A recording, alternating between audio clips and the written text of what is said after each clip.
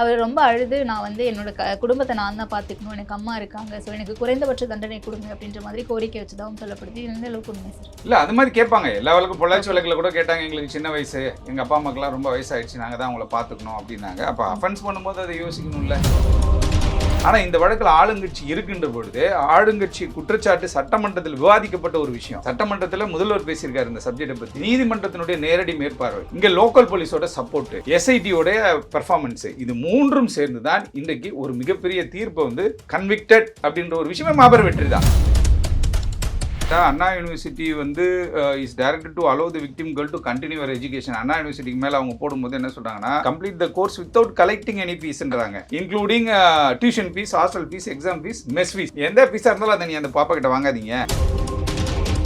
தரோவா investigate பண்றாங்க. Investigate பண்ணி 2 முறை வந்து என்ன பண்றாங்கன்னா கஸ்டடியில் எடுத்து ஞானசேகரனை விசாரிக்கிறாங்க. ஒரு முறை விசாரிக்கும் பொழுது எனக்கு இது வந்துருச்சு, காக்கா வலிப்பு வந்த மாதிரி என்ன பண்றான், ஒரு ஆக்டிங் ஒன்று போடுறான். உடனே ஹாஸ்பிட்டலில் கூட்டு போறாங்க. கூட்டு போயிட்டு எம்ஆர்ஐ பண்ணி பார்க்குறாங்க. அப்படி எதுவுமே நடக்கல. அந்த யூனிவர்சிட்டி என்ன இதுல ஏன் வந்து ஒரு லேக் ஏற்படுத்தினாங்க, ஏன்னா இது வந்து ஃபர்ஸ்ட் டைம் அஃபெண்டர் இப்படி பண்ண முடியாது. ரெகுலரா அவன் வந்து ஒரு ஹாபிச்சுவலா இந்த விஷயத்துல தலையிட்டு இருக்கும் பொழுது தான் அவன் அப்படி பண்ணிருக்க முடியும். ஒரு வழக்கு பதியப்பட்டு அந்த வழக்கை பின்வாங்கிட்டாங்க பிரிஜ்பூஷன் கேஸில். ஆனால் ஆளுகின்ற அரசு இருக்கக்கூடிய இடத்துல குற்றச்சாட்டுகள் பல வைக்கப்பட்டாலும் இன்றைக்கு எல்லாரும் ஒருங்கிணைந்து ஒரு தண்டனை வாங்கி கொடுத்துருக்காங்க. உச்சபட்ச தண்டனை கிடைப்பதற்கு வாய்ப்புகள் இருக்கிறது.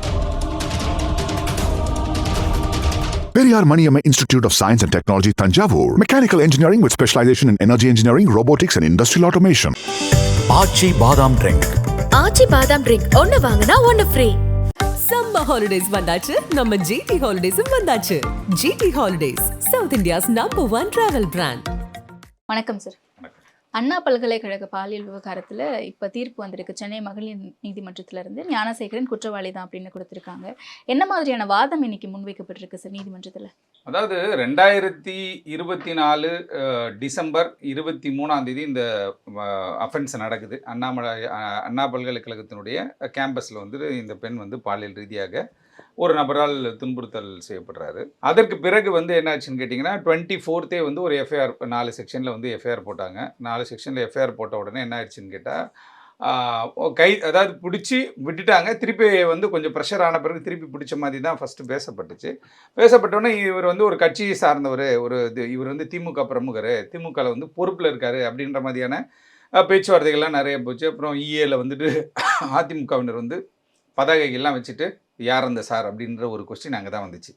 அப்போ ஆரம்பித்தாங்க. 23 அஃபென்ஸு, 24 எஃப்ஐஆர், 25 மீண்டும் கைது செய்யப்பட்டு ரிமாண்டுக்கு அனுப்பப்படுறாரு ஞானசேகரன். அப்போ விசாரணையில் வந்து என்ன கேட்குறாங்கன்னா, இந்த புகார்தாரர் விக்டிம் இருக்காங்க இல்லையா, பாதிக்கப்பட்ட பெண் வந்துட்டு பல விஷயங்களை வந்துட்டு அதிகாரிகள் அப்போ இருந்த ஏடபிள்யூபிஎஸ் கோட்டூர்புரம் அவங்ககிட்ட பல்வேறு விஷயங்களை அவங்க தெரிவிக்கும் பொழுது அவங்க இது யாருன்னு அடையாளப்படுத்தலான்னு பார்க்கும் பொழுது இவன் ஆல்ரெடி வந்து ஞானசேகரனுக்கு வந்து ஒரு ஹிஸ்ட்ரி இருக்குது, கிரைம் ரெக்கார்டு ஒன்று இருக்குது, பல வழக்குகள் சம்மந்தப்பட்டிருக்கா, ராபரி அது இதுன்னு சொல்லி வழக்குகள்லாம் இருக்குது.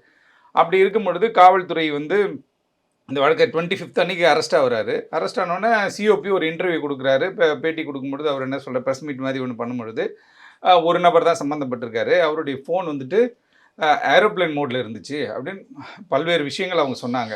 சொல்லும் பொழுது இமீடியட்டாக ஏடிஎம்கே சார்ந்த ஒருத்தவங்களும் பாஜக பிரமுகர் ஒருத்தர் என்ன பண்ணுறாங்கன்னா ஒரு ரிட் பெட்டிஷன் ஃபைல் பண்ணுறாங்க. 28/12/2024 அதை வருது. அப்போ வெக்கேஷன் டைம் உங்களுக்கு தெரியும், Christmas new year time leave.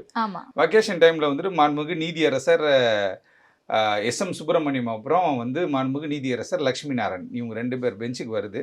வந்த உடனே அர்ஜென்ட் பெட்டிஷனாக இவங்க கொண்டு வராங்க. கொண்டு வந்து என்ன சொல்கிறாங்கன்னா, இந்த வழக்கு அரசியல் கட்சி சார்ந்த ஒரு பிரமுகராக ஒரு தெரிகிற காரணத்தினால இந்த வழக்கு நீங்கள் சிபிஐக்கு மாற்றணும்னு 2 பேருடைய ப்ரேயர், 2 ரிட் பெட்டிஷனு, 2 பேருடைய ப்ரேயருமே சிபிஐக்கு மாற்றுங்க அப்படின்ற மாதிரி கேட்டிருந்தாங்க. நீதிமன்றம் 31 பக்கம் இந்த வழக்கை விசாரித்து 31 பேஜஸ் ஒரு ஜட்ஜ்மெண்ட் ஒன்று கொடுக்குறாங்க, ஒரு உத்தரவு ஒன்று போடுறாங்க. அந்த உத்தரவில் வந்து என்ன சொல்கிறாங்க அப்படின்னு கேட்டால், ஒரு வழக்கில் வந்து ஒரு பெண், அதாவது ஏற்கனவே உங்களுக்கு தெரியும் பாலியல் ரீதியான பாலியல் வழக்குகள், அப்புறம் வந்து போக்சோ வழக்கு, அப்புறம் வந்து 376 இது மாதிரி வழக்குகள்லாம் வந்து பார்த்திங்கன்னா எஃப்ஐஆரை வந்து பிளாக் பண்ணணும். எஃப்ஐஆரை வந்துட்டு ஆல்ரெடி உச்சநீதிமன்றம் 2-3 தீர்ப்பில் தெளிவாக சொல்லியிருக்காங்க. எந்தெந்த வழக்குக்கு விசிபிளாக இருக்கணும், எந்தெந்த வழக்கு பிளாக் ஆகிருக்கணும். நிப்புன் சக்சேனா நினைக்கிறேன் ஒரு வழக்கில் வந்து தெளிவாக சொல்லியிருந்தாங்க, பெரிய பட்டியலிட்டே சொல்லியிருந்தாங்க. அப்படி இருக்கும் பொழுது இந்த அந்த எஃப்ஐஆருடைய கண்டென்ட் எப்படி வெளில வந்துச்சு? எஃப்ஐஆர் உடனே எல்லாமே டவுன்லோட் பண்ணிட்டாங்க. அப்போ இப்போ என்ன ஆயிடுச்சு? ஒன்று பாலியல் வழக்கு, ஒரு எஃப்ஐஆர் பெண்டிங்கு, ஏடபிள்யூபிஎஸ் கோட்டூர்புரம். 2வது இந்த எஃப்ஐஆர் வெளியில் லீக் ஆனது என்ன ஆயிடுச்சுன்னு கேட்டால் அது ஒரு எஃப்ஐஆர் போட்டாங்க. எஃப்ஐஆர் வெளியில் லீக் பண்ணதுக்கு அதுக்கு ஒரு எஃப்ஐஆர் போடுறாங்க. எஃப்ஐஆர் போட்டு ஆல்ரெடி ஃபஸ்ட்டு டே வந்து 24th வந்து 4 பிரிவில் வந்து எஃப்ஐஆர் போடப்பட்டிருந்துச்சு. அப்புறம் இந்த எஃப்ஐஆர் லீக் ஆனோடனே நீதிமன்றத்தில் இந்த மேட்டர் வந்தோடனே சிபிஐக்கெலாம் மாற்ற முடியாது, நாங்களே கேட்குறோம் வாங்க அந்த கேஸ் அப்படின்னு சொல்லி என்டையர் பண்டில் ரெக்கார்ட்ஸை எடுத்து இவங்க பார்க்குறாங்க. பார்த்தபோது பல்வேறு முரண்பாடுகள். ஏன்னா ஒரு ஹிஸ்ட்ரி ஷீட்டுன்னா அவனை ஃபாலோ பண்ணணும். அவன் அடிக்கடி வந்து காவல் நிலையத்தில் வந்து என்ன பண்ணுவான்னு கேட்டிங்கன்னா இந்த விசாரணைக்கு அழைப்பாங்க, கூப்பிட்டு அவன் யார், இவனுடைய கதை என்னன்றதெல்லாம் பார்ப்பாங்க. பட் ஆனால் இந்த ஞானசேகரன் ஏன் ஃப்ரீயாக இருந்தான் அப்படின்ற ஒரு கேள்வி எழுது. அந்த உத்தரவுலேயே பல விஷயங்களை சொல்கிறாங்க. ஒன்று, காவல்துறை வந்து இந்த எஃப்ஐஆரை வந்து லதாஜிக்காக விட்டுட்டாங்க, அது வந்து ஏதோ வந்து டெக்னிக்கல் எரர் அப்படின்ற மாதிரியான ஒரு விஷயத்த சொன்னாலும் கூட அந்த எஃப்ஐஆர் பதிவிறக்கம் செய்யப்பட்டு படிக்கும் பொழுது அதில் அந்த அந்த வார்த்தைகள் பயன்படுத்தப்பட்டிருக்கிற வார்த்தைகள் வந்து மிகவும் வலியும் வேதனையும் தருது. அப்படின்றதுனால நீங்கள் என்ன பண்ணீங்கன்னு கேட்டால் அது உங்களுடைய ஃபால்ட்டு. அந்த யார் அதை வந்து லீக் பண்ணாவோ இல்லை யார் அதை வந்து பிளாக் பண்ண வந்து மிஸ் பண்ணாங்களோ தெரில. டெக்னிக்கல் எரராக இருந்தால் கூட நீங்கள் என்ன பண்ணணும் கேட்டிங்கன்னா துறை ரீதியான நடவடிக்கை எடுக்கணும், அந்த கன்சர்ன் ஆஃபீஸர்ஸ் மேலே டிபார்ட்மெண்டல் ஆக்ஷன் எடுக்கணும் அப்படின்ற மாதிரி சொல்லிட்டு கீழே வந்து என்ன சொல்கிறாங்கன்னு கேட்டால் தமிழக அரசாங்கம் இந்த ஏன்னா காவல்துறை தமிழக அரசின் கட்டுப்பாட்டில் இருக்கு இல்லையா, அந்த பாதிக்கப்பட்ட பெண்ணுக்கு 25 லட்சம் ரூபாய் இமீடியட்டாக கொடுக்கணும். ஏன்னா அவங்களுடைய ஐடென்டிட்டி வெளில தெரிஞ்சிச்சு, அவங்களோட ஃபோன் நம்பர் தெரிஞ்சிச்சு, அவங்க அப்பா பேர் தெரிஞ்சிச்சு, அட்ரஸ் தெரிஞ்சிச்சு, எல்லாமே தெரிஞ்சிச்சு. அப்படின்னும் பொழுது அது அந்த பெண்ணுக்கு மன ரீதியாக ஒரு பாதிப்பை ஏற்படுத்திருக்கும், ஒரு டிக்னிட்டியை வந்து சீர்குலைக்கிற ஒரு செயல் இது அப்படின்ற மாதிரி சொல்லி 25 lakhs உடனே கொடுக்கப்பட்டுருச்சு. அது எப்பயுமே வந்து இந்த பாலியல் வழக்குகளில் என்ன பண்ணுவாங்கன்னா பாதிக்கப்பட்ட விக்டிம்க்கு தனியாக அதுக்குன்னு சொல்லி என்ன பண்ணுவாங்கன்னு கேட்டிங்கன்னா ஒரு நிவாரண தொகைன்றது ஒன்று கொடுப்பாங்க. அதுவும் இதுவும் வேறு. இது வந்து என்ன கேட்டால் இந்த எஃப்ஐஆர் சம்மந்தப்பட்ட மேட்டருக்கு தான் சொல்லி ஒரு 25 lakhs கொடுத்தாங்க. கொடுத்துட்ட பிறகு என்ன பண்ணாங்க கேட்டால் இமீடியட்டாக அடுத்த அதாவது சைட் ஹெட்டிங் போட்டு அந்த தீர்ப்பில் சொல்லப்பட்டிருக்கிற விஷயத்தை சாராம்சத்தை மட்டும் நான் சொல்கிறேன். அடுத்ததாக அண்ணா பல்கலைக்கழகத்தில் என்ன பிரச்சனையாச்சு, அவங்க அந்த யூனிவர்சிட்டி என்ன இதில் ஏன் வந்து ஒரு லேக் ஏற்படுத்தினாங்க. ஏன்னா இது வந்து ஃபஸ்ட் டைம் அஃபண்டர் இப்படி பண்ண முடியாது. ரெகுலராக அவன் வந்து ஒரு ஹேபிச்சுவலாக இந்த விஷயத்தில் தலையிட்டு இருக்கும் பொழுது தான் அவன் அப்படி பண்ணிருக்க முடியும். நிறைய கம்ப்ளைண்ட்ஸு நிறைய சம்பவங்கள் நடந்து அது கம்ப்ளைண்ட்டாக ஆகலை. நிறைய சம்பவம் நடக்குது, பயந்து போயிடுறாங்க. ஏன்னா பேரண்ட்ஸ் கிட்டே போயிடும் வீடியோ, இல்லை வந்து வெளியில் சர்க்குலேட் ஆகிடும் அப்படின்னு சொல்லி பயந்துக்கிட்டு புகார் கொடுக்க விட்டாங்களா என்னன்னு தெரியல அப்படின்னு சொல்லி ஒரு விஷயத்தை அங்கே சொல்கிறாங்க. அதே நேரத்தில் இது மாதிரியான விஷயங்கள் வந்துட்டு கீழ்நிலையிலேயே நீங்கள் வந்து என்ன பண்ணோம், நிறைய புகார்கள் வரும்பொழுது நீங்கள் ரொம்ப கிளவராக பார்த்தீங்கன்னா கேம்பஸ் உள்ளே நடக்குது, கேம்பஸ் வெளியில் நடக்கிற சப்ஜெக்ட் வேறு, கேம்பஸ் உள்ளே நடக்கும்போது இதை நீங்கள் வந்து சரியான முறையில் கையாளலை அப்படின்னு சொல்லி ஒரு கண்டனத்தை பதிவு செய்கிறாங்க. அடுத்ததாக வந்து என்ன பண்ணுறாங்கன்னு கேட்டால் இந்த வழக்கு இவ்வளோ நாள் நீங்கள் விசாரிச்சிங்க, அதாவது 23 அஃபென்ஸு 28ஆம் தேதி 5 நாளுக்குள்ளே என்ன பண்ணுறாங்கன்னு கேட்டால் சிபிஐ விசாரணைக்கு இவங்க கேட்டு போனாங்க இல்லையா, இது எல்லாத்தையும் கேட்டு அவங்க என்ன பண்ணாங்கன்னா ஒரு ஸ்பெஷல் இன்வெஸ்டிகேஷன் டீம் அப்படின்னு சொல்லி ஒரு டீமை ஃபார்ம் பண்ணுறோம். அண்ணாநகர் டிசி, அப்புறம் வந்து ஆவடி டிசி, அப்புறம் வந்து சேலம் டிசி, 3 பேரும் வந்து பார்த்திங்கன்னா உமன் ஐபிஎஸ் ஆஃபீஸர் சேர்ந்த ஒரு ஸ்பெஷல் இன்வெஸ்டிகேஷன் டீமை நீதிமன்றமே ஃபார்ம் பண்ணுறாங்க. அவங்களுக்கு ஒரு பவர் கொடுக்குறாங்க. யார் எந்த உச்சபட்ச அதிகாரத்தில் இருந்தாலும் இந்த வழக்கில் நீங்கள் அவங்கள கைது பண்ணலாம். உங்களுக்கு அதாவது குற்றச்சாட்டு இவங்க மேலே குற்றம் இருக்குது. ஏன்னா இவர் வந்து யார் அந்த சாருன்னு கேட்கும்பொழுது இவன் என்ன சொல்கிறான்னு கேட்டால் நான் வந்து அந்த எதிரில் இருந்து அவங்கள பயமுறுத்துறதுக்காக அப்படிப்பட்ட ஒரு விஷயத்த வந்து நான் பொய்யா சொன்னேன் அப்படின்றத அவன் சொல்லியிருந்தான். அதுதான் வந்து நீதிமன்றத்துக்கு ஒரு டவுட் வந்துச்சு. அப்போ காவல்துறை சிஓபி என்ன சொல்கிறாருன்னு கேட்டிங்கன்னா அது ஏரோப்ளேன் மோடில் இருந்துச்சுன்ட்டு. ஒரு சிலர் என்ன சொல்கிறாங்க கேட்டால் ஃபோனை வாங்கி எல்லாத்தையும் டெலிட் பண்ணிட்டாங்க அப்படின்றாங்க. அப்படிலாம் பண்ண முடியாது இன்றைக்கி. ஏன்னா அந்த பொள்ளாச்சி கேஸில் பார்த்தீங்கன்னா 400-500 வீடியோக்கு மேலே இருந்துச்சு. எல்லாத்தையும் இவங்க டெலிட் பண்ணிட்டாங்க, லேப்டாப் எல்லாமே டிஸ்மேண்டில் பண்ணிட்டாங்க. இருந்தாலும் அதில் உங்களுக்கு தெரியும் எல்லாமே வந்து சயின்டிஃபிக் எவிடன்ஸ் தான் அதில் வந்து ப்ரூவ் ஆச்சு மேக்ஸிமம். அப்படி பல்வேறு விஷயங்களை வந்து ஆய்வு பண்ணி எல்லாத்தையும் ரெட்ரீவ் பண்ணி எடுத்துடலாம். இன்றைக்கி அதாவது 23-28ஆம் தேதிக்குள்ளே கோர்ட் வந்து ஸ்பெஷல் இன்வெஸ்டிகேஷன் 5 நாளில் எஸ்ஐடி ஃபார்ம் பண்ணிடுறாங்க. அந்த எஸ்ஐடி இமீடியட்டாக உள்ள களத்தில் இறங்கணும்னு என்ன பண்ணாங்கன்னா பத்திரிகை நண்பர்கள் இந்த எஃப்ஐஆர் சர்க்குலேட் ஆச்சு பார்த்தீங்களா, இவங்களோட ஃபோன் எல்லாத்தையும் எல்லா பத்திரிகை மேக்ஸிமம் நிறைய பத்திரிகையாளர்களுடைய செல்ஃபோன்லாம் வாங்கி வச்சு ஒரே பிரச்சனை பண்ணாங்க. பத்திரிகையாளர்கள்லாம் ஆர்ப்பாட்டம்லாம் பண்ணாங்க. நிறைய நண்பர்கள் எங்களே கூப்பிட்டாங்க. அப்போ என்னாச்சுன்னு கேட்டால் அந்த விஷயத்தை உடனே கண்டுபிடிக்கணும். அதாவது டிசம்பர் நடக்குது, ஜனவரியே இந்த பிரச்சனை ஆகிப்போச்சு. டிசம்பர் 28 எஸ்ஐடி ஃபார்ம் பண்ணுறாங்க. ஜனவரி 1ஆம் தேதியிலேருந்து அவங்க ஃபீல்டில் இறங்கிட்டாங்க. 3 ஐபிஎஸ் ஆஃபீஸர் இறங்கி தரோவாக இன்வெஸ்டிகேட் பண்ணுறாங்க. இன்வெஸ்டிகேட் பண்ணி 2 முறை வந்து என்ன பண்ணுறாங்கன்னா காவலில் எடுக்கிறாங்க, கஸ்டடியில் எடுத்து விசாரிக்கிறாங்க. இவனை ஞானசேகரனை விசாரிக்கிறாங்க. ஒரு முறை விசாரிக்கும் பொழுது எனக்கு இது வந்துருச்சு, காக்காவளிப்பு வந்த மாதிரி என்ன பண்ணுறான், ஒரு ஆக்டிங் ஒன்று போடுறான். உடனே ஹாஸ்பிட்டலில் கூப்பிட்டு போகிறாங்க. கூப்பிட்டு போயிட்டு எம்ஆர்ஐ பண்ணி பார்க்குறாங்க, அப்படி எதுவுமே நடக்கலை. அப்போ வந்து போலீஸை வந்து அந்த ட்ராக் ஆன் பண்ணுறதுக்கு, அவங்கள வந்து ஏமாத்துறதுக்கான என்னென்ன வேலைகள்லாம் பண்ண முடியுமோ ட்ரை பண்ணுறாங்க. பட் முடியல. ஏன்னா இது நீதிமன்ற உத்தரவு. லோக்கலில் இருக்க ஏடபிள்யூபிஎஸ் கோட்டூர்புரம் காவல் நிலையத்தை சார்ந்தவங்க இந்த விசாரிக்கலை. இது விசாரிக்கிறது 3 டெபுட்டி கமிஷனர்ஸு, 3 பேருமே ஐபிஎஸ் ஆஃபீஸரு. நாளைக்கு இவங்க கமிஷனர் ஆகலாம், டிஜிபி ஆகலாம். அப்படிப்பட்ட ஒரு கேடட்டில் இருக்கக்கூடிய அதிகாரிகள் கொடுத்த பிறகு அவங்க வீடெல்லாம் சர்ச் பண்ணி லேப்டாப்பு, உள்ளே இருந்த ஆயுதம், ஏதோ உருட்டைக்கட்டை, கத்தி எல்லாத்தையுமே செக்யூர் பண்ணுறாங்க. செக்யூர் பண்ணி எல்லா ஆவணங்களையும் பரிசீலனை பண்ணுறாங்க. பண்ணிவிட்டு என்ன பண்ணுறாங்கன்னா, February நினைக்கிறேன், February மந்தில் இவங்க இந்த வழக்கினுடைய என்டையர் கதையும் எடுத்து 29 சாட்சிகள், 75 சான்ற ஆவணங்கள், இது எல்லாத்தையுமே என்ன பண்ணுறாங்கன்னு கேட்டிங்கன்னா கோர்ட்டில் ஃபைனல் ரிப்போர்ட்டாக ஃபைல் பண்ணுறாங்க. ஃபைனல் சார்ஜ் ஷீட் ஃபைல் பண்ணுறாங்க. சார்ஜ் ஷீட் ஃபைல் பண்ணிவிட்டு நீதிமன்றத்தில் பண்ணோன்னே எப்பயுமே உங்களுக்கு தெரியும் ஸ்பெஷல் எஸ்சி நம்பர் ஆகும்.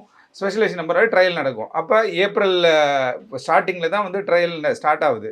இருந்தாலும் இதில் 29 சாட்சிகளும் 75 சான்றாவணங்கள் தான். அரசு தரப்புலேருந்து மேரி ஜெயந்தி நினைக்கிறேன், அவங்க அரசு வழக்கறிஞர், அவங்க வந்து என்ன பண்ணுறாங்கன்னா பல்வேறு விஷயங்களை எடுத்து சொல்கிறாங்க. ஏன்னா மகிழா கோர்ட்டுன்னும் போது ஆல்ரெடி உங்களுக்கு தெரியும் இது எவ்வளோ பெரிய பொள்ளாச்சி வழக்கு. 2019 இன்சிடெண்ட்டு 2025 தான் தீர்ப்பு வருது. ஏன்னா இதில் அரசியல் தலையீடுகள் இருந்துச்சு அந்த டைமில் வந்து பார்த்திங்கன்னா நெருக்கடி, பிரச்சனை, ப்ரெஷர் இதெல்லாம் இருந்துச்சு. ஆனால் இந்த வழக்கு பார்த்திங்கன்னா டிசம்பர் 23 எஃப்ஐஆர், இன்றைக்கி மார்ச் 28 12ஆம் மாதம் ஹைகோர்ட் அந்த தீர்ப்பு, அந்த உத்தரவு போடுறாங்க. எஸ்ஐடி ஃபார்ம் பண்ணி இன்றைக்கி 28 மேல தீர்ப்பு வருது. அப்போ எல்லாத்தையுமே, ஏன்னா நிறைய எஸ்ஐடி ஃபார்ம் ஆனதெல்லாம் நம்ம கேள்விப்பட்டிருப்போம். அமைச்சர் கே நேரு அவங்களுடைய பையன், அவங்களோட தம்பி ராமஜெயம் வழக்கில் எஸ்ஐடி ஃபார்ம் பண்ணாங்க. சிபிஐக்கு போகுது, சிபிஐ கிட்டேருந்து திருப்பி இங்கே வருது, சிபிசிஐடி வருது, திருப்பி ஒரு எஸ்ஐடி ஃபார்ம் பண்ணுறாங்க, திருப்பி அந்த எஸ்ஐடி கழிச்சு இப்போ ஒரு எஸ்ஐடி ஒன்று ஃபார்ம் பண்ணாங்க. இப்படி எல்லாம் ஃபார்ம் பண்ணாங்க. எல்லாமே முடிஞ்சுதான் ஒன்று இருக்குல்ல சார்? எது புரியல? அந்த வழக்குகள்லாம் முடிஞ்சுதான் ஒன்று இருக்குல்ல? முடியல, அதுதான் சொல்ல வரேன். அதெல்லாம் முடியாத ஒரு விஷயத்துல இந்த எஸ்ஐடி வந்து என்ன பண்றாங்கன்னு கேட்டா, ஒரு 5 மாத காலத்திற்குள்ள ஒரு பாலியல் குற்றவாளி, பாலியல் குற்றச்சாட்டு வைக்கப்பட்ட ஒரு நபர் மீதான குற்றத்தை நிரூபித்திருக்கிறார்கள். அது வந்து எஸ்ஐடி மட்டுமே பண்ணிட முடியாது, லோக்கல் போலீஸ் சப்போர்ட் இருக்கணும். ஏன்னா எஸ்ஐடின்றது வந்து நீதிமன்றம் அமைத்த ஒரு அமைப்பு. இந்த 3 பேர் வந்து யாரை பற்றியும் கவலைப்படாதீங்க, நாங்கள் உங்கள் பின்னாடி இருக்கோம், நீங்கள் என்ன வேணால் எடுக்கலாம் அப்படின்னு சொல்லி ஃபுல் பவர் கொடுத்துருக்காங்க இவங்களுக்கு. அப்படி இருக்கும் பொழுது இதில் வந்து யார் இந்த சார், அவர் வந்து யாரோ ஒரு அரசியல்வாதிகளுக்கு வந்து தொடர்பில் இருந்தார். சிம்பிளாக சொல்லணும் அப்படின்னு கேட்டால், வெளியில் எதிர்கட்சிகள் போடுற ஒரு விஷயம் என்னன்னு கேட்டால், ஞானசேகரன் வந்து இது மாதிரி மிரட்டி பெண்களை கொண்டு போய் அரசியல்வாதிகள் கிட்ட வந்து ஒரு சப்ளை பண்ணாரு அப்படின்ற மாதிரியான ஒரு விஷயம் தான் கொண்டு வராங்க. ஆனா இப்பயும் சொல்லியிருக்காரு எதிர்கட்சி தலைவர், இவ்வளவு சீக்கிரம் முடிக்கப்பட்டதுக்கான காரணமே வந்து யார் அந்த சார்ன்ற பதிலே கொடுக்காம முடிக்கப்பட்டிருக்கு. அப்ப யாரோ இருக்காங்க, அவங்கள மறைக்கிறதுக்காக தான் இவ்வளவு சீக்கிரம் முடிச்சாங்க. அது கோர்ட் அவமதிப்பு, அது நீதிமன்ற அவமதிப்பு. ஏன்னா அவர் சொல்லியிருக்காரு, அண்ணன் வந்து சொல்லுவாரு, ஏன்னா அவர் எதிர்கட்சி தலைவர். ஏன்னா நல்லா கேட்டுங்க, ஒரு நீதிமன்றம், அதுவும் உங்களுக்கு மாண்புமிகு நீதியரசர் எஸ்.எம். சுப்பிரமணியமும் மாண்புமிகு நீதியரசர் லட்சுமி நாராயணன் அவங்க கிட்ட வந்தது. அவங்க அதை பார்த்துக்கிட்டே இருந்தாங்க, இந்த வழக்கை பார்த்துக்கிட்டே இருந்தாங்க. சார்ஜ் ஷீட் ஃபைல் பண்ணுறதுக்கு முன்னாடி அவங்களுடைய பார்வைக்கு போயிருக்கோம். ஏன்னா அது டிஜிபிகிட்டேயோ இல்லை கமிஷனர்கிட்டயோ போயிருக்குமான்னு தெரில. பட் நீதிமன்றம் தலையிட்ட ஒரு விஷயம், இதில் கதையோ எதுவும் சொல்ல முடியாது. 3 ஐபிஎஸ், அப்போ அவர் யாரெல்லாம் காயப்படுத்துகிறாரு பார்த்துங்க. 3 ஐபிஎஸ் ஆஃபீஸரை காயப்படுத்துகிறாரு, 2 நீதிபதிகளை காயப்படுத்துகிறாரு. ஏன்னா இவங்களுடைய பார்வையில் வந்து வந்தது. அப்படி ஒரு லேகோ இல்லை யாரோ ஒருத்தரை காப்பாற்றுறதுக்கு இவங்க செயல்பட்டாங்கன்னா, அடுத்த கட்டம் இது சிபிஐக்கு போவோம். அடுத்தது வந்து இப்போ தண்டனை அறிவிக்கப்பட்டாலும் கூட 1 மாதம் அவனுக்கு டைம் இருக்குது. அக்ரிவா இப்போ நான் பாதிக்கப்பட்டேன், எனக்கு அகெயின்ஸ்ட் இப்போ நீங்கள் சொல்கிறீங்க, என்னடா இது, அப்போ நிறைய பேர் இதில் சம்மந்தப்பட்டுருவாங்க, எல்லாரையும் விட்டு ஒரே ஒரு ஞானசேகரன் மட்டும் வந்து கன்விக்ட் பண்ணுறாங்க அப்படின்னு நம்ம நினைக்கும் பொழுது, நான் அடுத்த கட்டம் போவேன்ல. ஏன்னா இதில் எனக்கு இந்த வழக்கில் சந்தேகம் ஏற்பட்டிருந்தால் இந்த ஸ்டேஜில் கூட நான் போவேன் அடுத்த ஸ்டெப்பு அப்படின்னும் பொழுது, அது அரசியல் காரணங்களுக்காக. ஏன்னா இப்போ பொள்ளாச்சி சம்பவத்துக்கு எல்லாரும் இப்படி பேசினாங்கன்றதுக்காக அவங்க பேசுவாங்க. அரசியல் இப்போ இது ஒன்று சொன்னோம், இந்த தீர்ப்புலேயே பார்த்தீங்கன்னா இவங்க என்ன பண்ணிட்டாங்க, ஞானசேகரன்றவர் ஒரு திமுக பிரமுகர் அப்படின்ற வார்த்தையை சொன்னாங்க. அதனால மாநில அரசாங்கம் நடவடிக்கை எடுக்க மாட்டாங்க அப்படின்னு சொல்லும்போது, நீதிமன்றம் அரசியலே பேசக்கூடாதுன்ட்டாங்க இந்த சப்ஜெக்டில். இது ப்ராப்பராக விசாரிக்கணும். 22nd பேரான்னு நினைக்கிறேன், ப்ராப்பராக விசாரித்து அதில் நீங்கள் நடவடிக்கை எடுக்கணும் அப்படின்னு தெளிவாக சொல்லியிருந்தாங்களே தவிர, அரசியல் வந்து இவங்க அரசியலுக்காக பேசக்கூடாது. ஏன்னா ஒரு சில விஷயங்கள், இப்போ பொள்ளாச்சி விஷயம் அப்போ கூட தான் எல்லாருமே பேசினாங்க. பொல்லாத ஆட்சி பொள்ளாச்சி சாட்சி அப்படின்னாங்க. இன்னைக்கு இந்த மேட்டர் ஒன்று பேசுகிறாங்க. அப்படின்னும் போது அது அவங்களுடைய அரசியல் ஆதாயத்துக்கு பாதிக்கப்படுறது சாமானியர்களும் பொதுமக்களும் தான் பாதிக்கப்படுறாங்க. இது ஒரு பாடமாக இந்த 29 நேரடி சாட்சிகள், 75 சான்றாவணங்கள், இது எல்லாத்தையும் பெரியூஸ் பண்ணி நீதிபதி என்ன பண்ணுறாங்கன்னு கேட்டிங்கன்னா ஹோம்ஒர்க் பண்ணி இது எதுக்கு என்னென்ன ஒவ்வொரு செக்ஷனுக்கு என்னென்ன அஃபென்ஸ் அட்ராக்ட் ஆகுது, இந்த அஃபென்ஸு அதோட வந்து மேட்ச் ஆகுதா, இதை பார்த்து இது இதுக்கெல்லாம் என்ன தண்டனை. உங்களுக்கு தெரியும் பொள்ளாச்சியில் பார்த்தீங்கன்னா 4 ஆயுள் தண்டனை 5 ஆயுள் தண்டனை கொடுத்தாங்க. அது மாதிரியான ஆயுள் தண்டனை கொடுப்பதற்கும் சாத்தியக்கூறுகள் இந்த வழக்கில் நிறைய இருக்குது.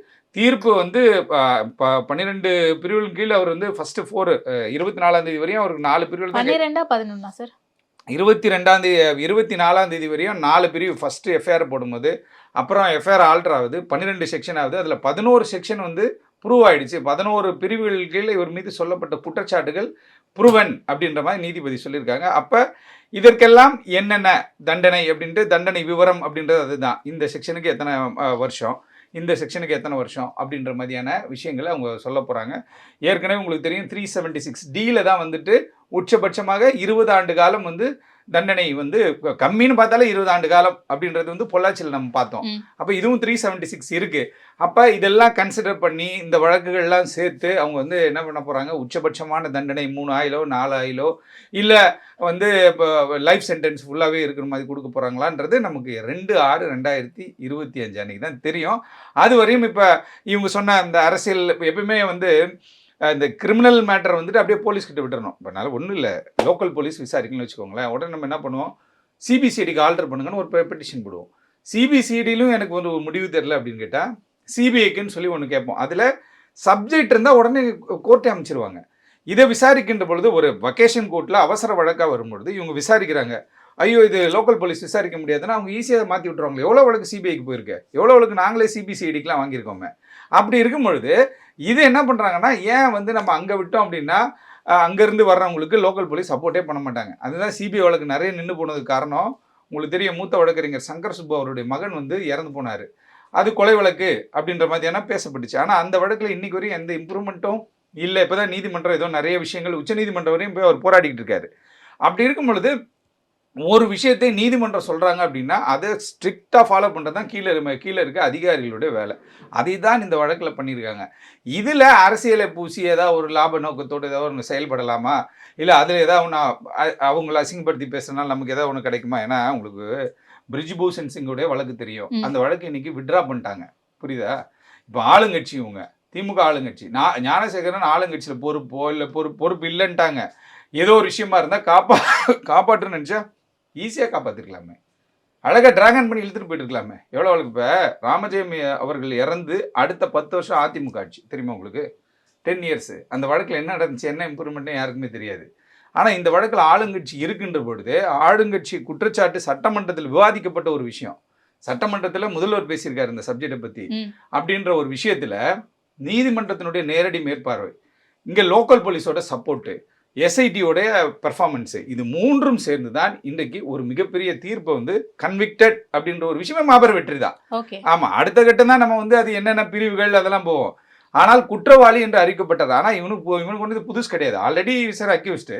ஆனால் அது வேற வழக்கு. ஆனால் பாலியல் வழக்கில் ஒரு தண்டனை வழங்கப்பட்டிருக்கிறது. அதுவும் வந்து முக்கியமான ஒரு நேரத்தில் இந்த மாதிரி ஒரு சம்பவம் வந்து நடந்து அது வந்து மிக விரைவில் வந்துட்டு ஒரு 5 மாத காலத்திற்குள்ள இத்தனை சாட்சிகள் இவங்களெல்லாம் விசாரித்து இவங்க வந்து தீர்ப்பு வழங்கியிருக்கிறது ஒரு மிகப்பெரிய வெற்றி. நீதிமன்றத்துக்கும் கிடைத்த வெற்றி, காவல்துறைக்கும் கிடைத்த வெற்றி, அரசு தரப்பும் கிடைத்த வெற்றியாக தான் நம்ம பார்க்குறோம். ஓகே, ஆனால் இப்போ அரசியலை இதற்குள்ளே புகுத்தக்கூடாது அப்படின்னு சொல்லிட்டு நீதிமன்றம் சொன்னதாக சொல்கிறீங்களா சார்? இப்போ இந்த தீர்ப்பு வந்த பிறகு தமிழக வெற்றி கழகத்தில் இருந்த அந்த அறிக்கையிலையும் சரி, இல்லை அண்ணாமலை அவர்கள் பேசும்போதும் சரி, திமுக பிரமுகரான ஞானசேகரனுக்கு தண்டனை கிடைச்சது, அதாவது தீர்ப்பு வந்தது குற்றவாளி அப்படின்னு சொல்லிட்டு வரவேற்கத்தக்கது அப்படின்னு சொல்கிறாங்க. அப்போ திமுக பிரமுகர் அப்படின்னு சொல்லலாமா? சொன்னால் அவங்களுக்கு என்ன? அதுவே அஃபென்ஸ் தான். அதுக்கே நம்ம கேஸ் போடலாம், அதுக்கே வேணா பண்ணலாம். அதெல்லாம் பண்ணணும், யாரும் பண்ண மாட்டாங்க, அப்படியே ஜஸ்ட் லைக் தட் கடந்து போயிடுவாங்க. ஓகே, அதுவே வந்து என்னன்னு கேட்டிங்கன்னா பொலிட்டிக்கலி இப்போ வந்து என்ன கேட்டால் அண்ணா யூனிவர்சிட்டி வந்து is directed to allow the victim girl to continue அவர் எஜுகேஷன். அண்ணா யூனிவர்சிட்டிக்கு மேலே அவங்க போடும்போது என்ன சொல்கிறாங்கன்னா, எஜுகேஷனை கண்டினியூ பண்ணோம் and complete the course without collecting any ஃபீஸ்ன்றாங்க, including tuition fees, hostel fees, exam fees, mess fees. எந்த ஃபீஸாக இருந்தாலும் அதை நீ அந்த பாப்பா கிட்ட வாங்காதீங்க அப்படின்ற மாதிரி சொல்லிட்டாங்களா. சொல்லிட்ட பிறகு இவங்க ஃபஸ்ட்டு இந்த ஆர்டர் காப்பியுடைய ஃபஸ்ட்டு மேட்டரை உங்களுக்கு நான் சொல்லிடுறேன். ஏன்னா அது தெரிந்தால்தான் நீங்கள் வந்து, ஏன்னா இது உங்களுக்கு தெரியாது, இவங்க இந்த ஆர்டர் காப்பிலாம் பார்த்துருக்க மாட்டாங்க. சும்மா 19 ரூபா அரசியல் பேசுகிறதுக்கு இவங்க ஏதாவது ஒரு விஷயத்த சொல்லிடுவாங்க. இவங்க என்ன பண்ணாங்கன்னு கேட்டிங்கன்னா, இந்த அந்த நீதிமன்றம் ரிட் பெட்டிஷன் அஃபிடவிட் என்ன சொல்கிறாங்க, அக்யூஸ்ட் சொல்கிறேன் படிக்கணும் கேளுங்க. பேரா நம்பர் 6 ஆஃப் தி ஆர்டர், அன்னைக்கு டேட் ஆர்டரில், though the writ petitioner in her affidavit has stated that the accused Mr. Gnanasekharan is an office bearer of ruling DMK party, we are not inclined to consider those allegations ன்றாங்க. Okay. And in view of the fact that the investigation is in preliminary stage, political color do not matter to a crime of this nature அப்படின்ட்டாங்க. அப்படின்னா நீங்கள் அரசியல் சாயம் பூசாதீங்கன்னு நீதிமன்றம் சொல்லிடுச்சு. இன்றைக்கி இவங்க ஒரு மைலேஜுக்காக அந்த டைமுக்கு ஏதாவது ஒன்று உங்களுக்கு தெரியல, ஒரு கண்டென்ட்டுக்காக ஏதோ ஒரு விஷயத்த பேசணும் அப்படின்றதுக்காக இன்றைக்கி வந்து அரசியல் பேசுகிறாங்க. நீதிமன்றம் தெல்ல தெளிவாக பேரா நம்பர் 6 அன்னைக்கு 28ஆம் தேதி ஆர்டர் போட்டாங்க இல்லையா, 2 ரிட் பெட்டிஷனு, அதில் தெளிவாக சொல்லியிருக்காங்க. ஆகவே இது வந்து கேட்டிங்கன்னா ஒரு கூட்டு முயற்சி கிடைத்த வெற்றி தானே தவிர இதில் போய் அரசியல் பேசினா எல்லாத்தையும் பேசணும்ல. அப்போ பிரிஜ்பூஷன் வழக்கில் இவ்வளோ நாள் இருந்து அவங்க அப்பாவை மிரட்டது இவனை மிரட்டது எல்லா கதையும் எல்லாருக்கும் தெரியும்ல. அப்போ அந்த வரலாறையும் பேசணும்ல. அப்புறம் வந்து நீங்கள் அப்புறம் நிறைய வழக்கு நம்ம பேசினா பாலியல் வழக்கு பேசணும்னு வச்சுக்கோங்களேன். இன்றைக்கி இந்தியாவில் கன்விக்ஷன் ரேட் ரொம்ப கம்மியாக இருக்குது. நீங்கள் பிரேசில் கணக்கு எடுத்து பாருங்கள், அமெரிக்கா கணக்கு எடுத்து பாருங்கள், வேறு இடம்லாம் எடுத்து ஒரு ஸ்டாட்டிஸ்டிக்ஸ் எடுங்களேன். இந்தியாவினுடைய கன்விக்ஷன் ரேட் இந்த உமன் ஹராஸ்மெண்ட் ஆக்டாக இருக்கட்டும், இல்லை பெண்களுக்கு எதிரான வன்கொடுமை வழக்கில் கன்விக்ஷன் ரேட் கம்மியாக இருக்குது. இன்றைக்கி அந்த மாதிரி ஒரு சூழலில் ஒரு வழக்கு பதியப்பட்டு அந்த வழக்கை பின்வாங்கிட்டாங்க பிரிஜ்பூஷன் கேஸில். ஆனால் ஆளுகின்ற அரசு இருக்கக்கூடிய இடத்துல குற்றச்சாட்டுகள் பல வைக்கப்பட்டாலும் இன்றைக்கு எல்லாரும் ஒருங்கிணைந்து ஒரு தண்டனை வாங்கி கொடுத்துருக்குறாங்க. உச்சபட்ச தண்டனை கிடைப்பதற்கு வாய்ப்புகள் இருக்கிறது. ஸோ இன்னைக்கு தீர்ப்பு, குற்றவாளின்னு தீர்ப்பு வந்த பிறகு ஞானசேகரன் தரப்புல வந்து அவங்க கிட்ட கேட்டிருக்காங்க, நீங்க ஏதாவது சொல்லணுமா அப்படின்னு கேட்கும்போது அவர் ரொம்ப அழுது, நான் வந்து என்னோட குடும்பத்தை நான் தான் பார்த்துக்கணும், எனக்கு அம்மா இருக்காங்க, ஸோ எனக்கு குறைந்தபட்ச தண்டனை கொடுங்க அப்படின்ற மாதிரி கோரிக்கை வச்சதாகவும் சொல்லப்படுது. எந்த அளவுக்கு உண்மை சார்? இல்லை, அது மாதிரி கேட்பாங்க. எல்லா வழக்கும் பொள்ளாச்சி வழக்கில் கூட கேட்டாங்க, எங்களுக்கு சின்ன வயசு, எங்கள் அப்பா அம்மாக்கெல்லாம் ரொம்ப வயசாகிடுச்சு, நாங்கள் தான் அவங்கள பார்த்துக்கணும் அப்படின்னாங்க. அப்போ அஃபென்ஸ் பண்ணும்போது அதை யோசிக்கணும்ல. அஃபென்ஸ் பண்ணும்போது இப்போ தெரிஞ்சு ஒரு அஃபென்ஸில் இவங்க மாட்டியிருக்காங்க, தெரியாமல் எவ்வளோ விஷயங்கள் பண்ணியிருப்பாங்கல்ல. நீங்கள் திருண்ண போன வந்து அது யாரும் டிஸ்டர்ப் பண்ணல, அது போயிடும். அது வந்து குற்றச்சாட்டு நிரூபிக்கப்படாமல் அவர் வந்து அக்யூட்டல் ஆகிடலாம். ஆனால் இந்த வழக்கு அப்படின்னும்போது ஒரு மாணவியை மீது ஒரு பாலியல் வன்கொடுமை செய்த வழக்கில் வந்து இவர் மீது தீர்ப்பு கொடுத்துருக்காங்க, இவங்களுக்கு தீர்ப்பு கொடுத்துருக்காங்க. அப்படிங்கும்போது அது அவருடைய ரைட், அவங்களுக்கு கொடுக்கக்கூடிய ஒரு வாய்ப்பு. நீங்கள் என்ன சொல்ல வரீங்க அப்படின்ற மாதிரி கேட்பாங்க இல்லையா கோர்ட்டில், அது மாதிரி கேட்பாங்க. நிறைய பேர் சொல்லியிருக்காங்க, அப்பா அம்மா வந்து ஹாஸ்பிட்டலில் இருக்காங்க, எங்கள் அப்பா நாளைக்கு செத்துருவார் அப்படின்னு இருக்காங்க. ஆனால் அது மாதிரிலாம் யாரும் சாவலை. அதெல்லாம் சும்மா சொல்ல வேண்டியது, அந்த டைம் சொல்ல வேண்டியதான். பட் நீதிமன்றம் இந்த மாதிரி அஃபென்ஸ், கிராவிட்டி ஆஃப் அஃபென்ஸ், இந்த கொடூரமான சம்பவங்கள்லாம் நடக்குது இல்லையா, அந்த மாதிரி சம்பவங்களுக்கு மனம் இறங்கி போக மாட்டாங்க. கேட்டுப்பாங்க, சும்மா ஏதோ ஒரு கருத்தை சொல்லுப்பா உங்க கருத்தை அப்படின்னு சொல்லிட்டு அதையும் ஒரு நோட் போட்டு அட்ஜுடிகேஷனில் எழுதிப்பாங்க. Father is not feeling well, mother is not feeling well, I am having 8 year old daughter அப்படின்னு சொல்லி ஒரு நோட் போட்டு இதை வந்து ஞானசேகரன் சொன்னார் பதிவு பண்ணிப்பாங்க. பட் ஆனால் தீர்ப்பு உறுதி செய்யப்பட்டு விட்டது. அவர் சொல்ற எந்த விஷயமும் அவருடைய தீர்ப்புல வந்து பிரதிபலிக்காது, கன்சிடர் பண்றதுக்கு வாய்ப்புகள் கிடையாது. 2/6/25 வந்து கண்டிப்பாக அவருடைய தண்டனை விவரங்கள் மிக தெளிவாக நம்ம மீண்டும் விவாதிப்போம் அதை பற்றி. ஓகே சார், என்ன மாதிரி நான் தண்டனை கொடுக்கறதுக்கான பாசிபிலிட்டிஸ்? இல்ல அதுதான், ஆயுள் தண்டனை, இரட்டை ஆயுள் தண்டனை, இல்லாட்டி 3 ஆயுள் தண்டனை கிடைப்பதற்கு வாய்ப்பு இருக்கும். இல்ல அப்படின்னு கேட்டா நீதிபதி வந்து அது உச்சபட்சமாக ஏதாவது ஒன்று அடுத்த ஸ்டெப் போகலாமா அப்படின்ற மாதிரியான 12 செக்ஷன்ஸ் இல்லையா, அதனால வந்து பிறல் சாட்சியம் எந்த சாட்சியம் ஆகலை அப்படின் பொழுது இது அடுத்த கட்டமாக உச்சபட்சமான தண்டனை. இப்போ இதில் அதிகபட்சம்னாலே 20 வருஷம் சிறை தண்டனை வரும். அப்படின்போது 11 செக்ஷனில் வந்துட்டு அவர் கன்விக்ட் ஆகுறாரு. தனித்தனியாக ஒவ்வொரு பிரிவுகளுக்கும் போடுறாங்களா என்னன்றது வந்து அது நீதியரசனுடைய பவர். அவங்க அன்னைக்கு போடுற அன்னைக்கு தான் நம்ம அதை பற்றி விவாதிக்க முடியும். புரியுது. ஆனால் அண்ணா பல்கலைக்கழக விவகாரம் அப்படின்னு வந்ததுலேருந்தே யார் இந்த சார் அப்படிங்கிறது தானே சார் ரொம்ப பலராலும் பேசப்பட்டுச்சு, பலராலும் கேள்வியும் எழுப்பப்பட்டுச்சு. அப்படி இருக்கும்போது இப்போ இன்னைக்கு அதற்கான தீர்வே கொடுக்கப்படாம இவர் தான் குற்றவாளி அப்படின்ட்டு ஒரு நபரோட முடிச்சுட்டாங்க அப்படிங்கிறது அக்செப்ட் பண்ணிக்க முடியும். இல்லை அதுதான் நான் உங்களுக்கு ஒன்று சொன்னேன். அதுக்கு தான் இவங்க வந்து இது சிபிஐக்கு கேட்டாங்க. இது ஸ்பெஷல் இன்வெஸ்டிகேஷன் டீம் விசாரிச்சது. இது ஏடபிள்யூபிஎஸ் கோட்டூர்புரம் விசாரிக்கல.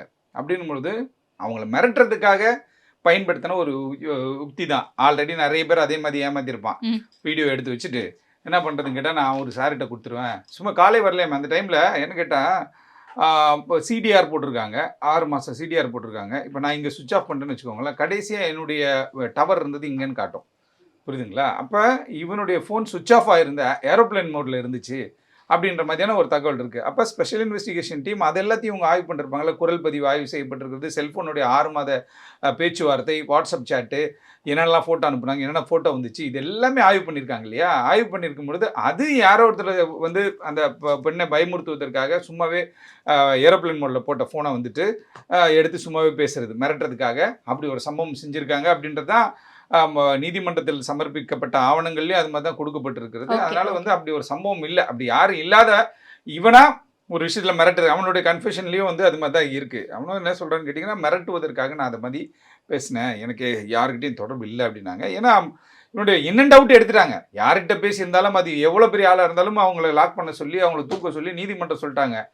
இதுக்கப்புறம் அவங்க அது மாதிரி பண்ணல அப்படின்னா இந்த 3 ஐபிஎஸ் அதிகாரிகளுக்கு பிரச்சனையாயிரும். அதனால் பர்ஃபெக்டாக இதை ஃபுல்லாத்தையுமே விசாரித்து தான் இவங்க இந்த இதை கொடுத்துருக்காங்க. ஏன்னா இந்த ஃபைலெல்லாம் அதோட முடியல. இதில் அக்ரிவானா, ஞானசேகரன் உச்சநீதிமன்றம் போகலாம், ஹைகோர்ட் போகலாம், ஹைகோர்ட்டுக்கு அப்புறம் உச்சநீதிமன்றம் போகலாம். அதே மாதிரி எனக்கு சரியாக தீர்ப்பு தெரியல, இது எனக்கு புரியல, நிறைய பேரை விட்டாங்க, ஒரு டவுட் இருக்குன்னா நானும் நீதிமன்றத்துக்கு போகலாம், அடுத்து போகலாம் இல்லையா. எனக்கு நிறைய வாய்ப்புகள் இருக்குது. அப்படி இருக்கும்போது அதை நம்ம பொறுத்து இந்த தீர்ப்பு வந்த பிறகு தான் அடுத்த கட்டத்தை நோக்கி நம்ம போக முடியும். யார் இந்த சார் அப்படின்ற ஒரு விஷயம் வந்து இவனா இப்போ ஞானசேகரனா கட்டி அமைத்த ஒரு பிம்பம் அப்படின்றது தான் இன்றைக்கி வந்து புருவாயிருக்கு. அப்படி யாரும் இதன் தொடர்ச்சியாக யாரும் இல்லை. ஒரு அரசியல் கட்சின்னு எல்லாருமே தானே இருப்பான். ஒரு பிரியாணி கடை வச்சுருக்கேன், இப்போ நானே ஒரு பிரியாணி கடை வச்சுருக்கேன். இப்போ ஒரு அரசியல் கட்சிக்காரங்க என் கூட தொடர்பில் இருக்கணுன்றதுக்காக 100 பிரியாணி போகிற 125 பிரியாணி போய் ஃப்ரீ அப்படின்னா அவன் எல்லாம் எங்களோட ஃப்ரெண்டாக தானே இருப்பான். அப்படி தொடர்பில் இருந்திருக்கலாம். கட்சி கொடிகள்லாம் பிடிச்சிட்டு போகிறது வந்து எல்லாருமே போகிறாங்க இன்றைக்கி காலகட்டத்தில். அவங்க கூப்பிட்டாலும் போயிடுறானுங்க. ஏதாவது காசு அன்றைக்கி 1000 ரூபா கொடுப்பாங்க, ஒரு 500 ரூபா கொடுப்பாங்கன்றதுக்காக போகிறாங்க. அப்படி இருக்கும் பொழுது இந்த வழக்கை பொறுத்தவரையிலும் எஸ்ஐடி தாக்கல் செய்த சார்ஜ் ஷீட்டு அதுலேயும் அப்படி ஒரு சார் யாருன்ட்டு இல்லை. இன்றைக்கு தீர்ப்பு கன்விக்ஷன் ஆகிருக்காரு. தீர்ப்பு வரும்பொழுது தான் நமக்கு அந்த மொத்த விவரங்களும் தெரியும். அப்படி எந்த ஒரு சாரும் இல்லைன்றது தான் இன்றைக்கு ஊர்ஜிதப்படுத்தப்பட்டிருக்கிறது. பொறுத்திருந்த தீர்ப்பு வரும், என்ன வருது அப்படிங்கிறத பார்ப்போம். நேரத்திற்கு நன்றி. Periyar Maniamma Institute of Science and Technology, Tanjavur. Mechanical engineering with specialization in energy engineering, robotics and industrial automation. ஆச்சி பாதாம் ட்ரிங்க். ஆச்சி பாதாம் ட்ரிங்க் ஒன்னு வாங்கினா ஒன்னு ஃப்ரீ. சம்மர் ஹாலிடேஸ் வந்தாச்சு, நம்ம ஜிடி ஹாலிடேஸும் வந்தாச்சு. GT holidays, South India's number 1 travel brand.